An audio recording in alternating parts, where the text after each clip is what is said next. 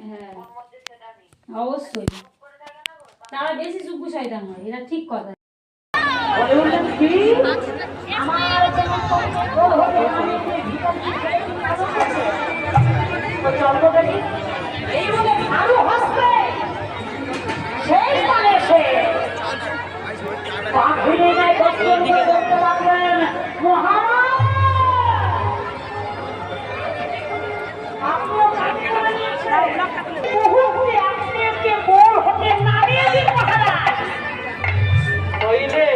আমার এই হাতের ঝাড়ু নিয়ে পাহাড়ের উপর পাহাড় করতে করতে আমি ওর অন্ত দিয়ে দেবো মহারাজ।